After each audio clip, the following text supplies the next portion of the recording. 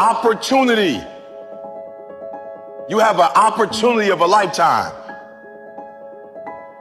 When you understand you have an opportunity, you play a little different. When I dropped out of high school and I started going to this church and let me speak, I picked up the mic. I was 16 years old, I picked up the mic. I'm not gonna say it was the best speech I ever did, but when I picked up that mic and got off that stage, I was like, yep, I can do it. So hear what I'm saying, opportunity. I got an opportunity, you got an opportunity. So here's the deal, when you have an opportunity, why would you give 80%? Why would you give 80%, 70%? Why wouldn't you always give 120%? It's sports, it's basketball. Why wouldn't you give 120%? You can't dictate if the ball gonna always go in. You can't dictate what kind of game you're gonna have. You can't dictate how your body is gonna respond to moving around. But you can dictate your what? You can dictate your good. You can dictate your, you can always give 120% effort. And every day I want you to wake up and not just go, I'm sweet like that. I want you to go, I'm not just going with skills. There's a one type of dude who feel like because he's gifted that it's just an automatic road for him. Let me tell y'all something. You are gifted, but you gotta humble yourself. You gotta understand that pride comes before a fall. You may get it, but right now what? Oh, I can't hear y'all. You may get it, but right now what? You don't have it. That's not what gets you in the league. Not what you were born with. You got skill and you got will. You got skill and you got will. Two total different things. You were born with certain things, but to get to the next level, and not just get to the next level, to stay at the next level, you gotta have will. So when you play, you have to compete. I'm a high school dropout. My daddy wasn't in my life. But I found out I had a gift, then I found out your gift shall make room for you. And I'm like, you mean to tell me if I perfect this, I can eat and my kids can eat and my kids' kids can eat? From today on, you play whatever your best game is, you play that level every single time.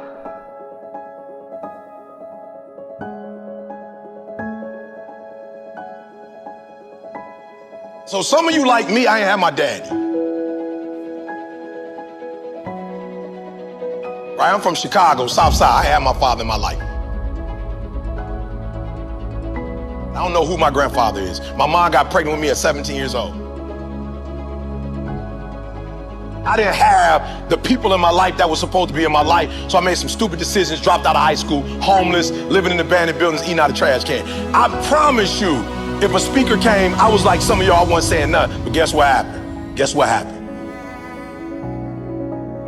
Yup, one day I got a why.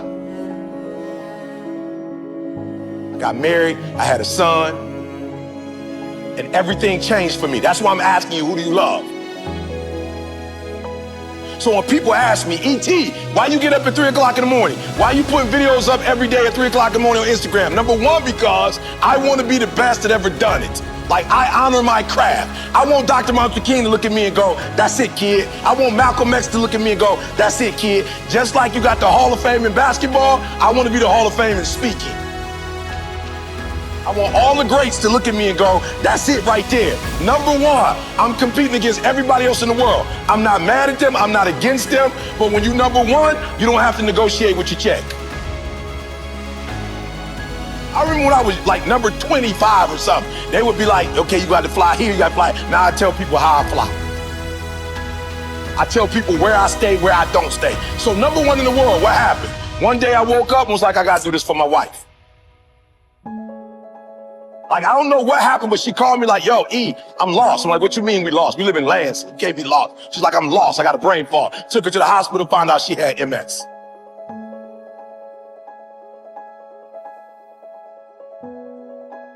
The doctor was like, look, this is the one thing we could tell you. Stress caused MS. I told my girl, you will never work again. My son, I didn't go to college. When you finish high school and go to Michigan State, I'm cashing you out. I found out I had a gift.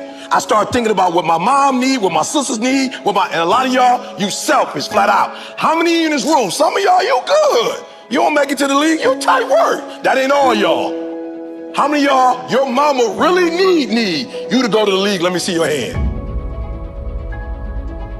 Hands down, I'm gonna say it again. How many of y'all need to move your mama out that neighborhood and y'all need to put your mama in another neighborhood and the league is how you gonna get there? Let me see your hand. So what I'm trying to tell you is, while you playing, it might be some cats in the league who really are going or who do come from privilege and you like thinking you them. I promise you, I ain't stupid. I ain't Tony Robbins. I don't come from where he come from. I don't come from where Kiyosaki come from. I don't come from where Zig came from. My mama barely finished Dunbar. I'm from the south side of Chicago. I ain't had no safety net. You acting like if you don't make it to the NBA, you got like some second opportunity that's gonna pay you $100 million.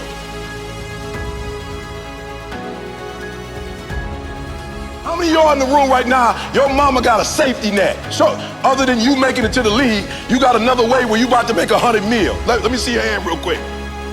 Well, because that's what you acting like.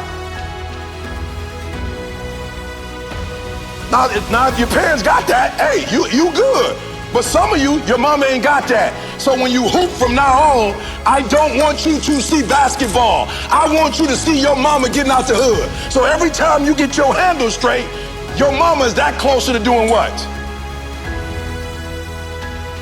Every time you get your character straight, you heard what the man said. He said that they gotta choose between the two of y'all. They not choosing the snotty-nosed dude who think he everything, who don't speak to people. You know when they always pick me, I always ask, why y'all pick me and not the other speakers? They say, cause you easiest to work with. Cause when you come, you don't talk down to nobody. You clean up behind yourself. He just said, I'm a grown man. They say you clean up behind yourself. You don't cause problems, E. Number one, this is not about basketball. This is about who? Yourself and then who? Your family. So the days you don't feel like working out, it's easy. How do you get motivated? How you get pumped up? You think about mama and that feeling on draft day. And which one is more important? You get some rest or mama coming to the draft? I'm just being real. Which one is more important? So somebody locking you down, you trying to score, and they locking you down. Like in your mind, you gotta go, uh-oh, this ain't just about me getting locked down. This about mama not having what? This mama not having what? Food.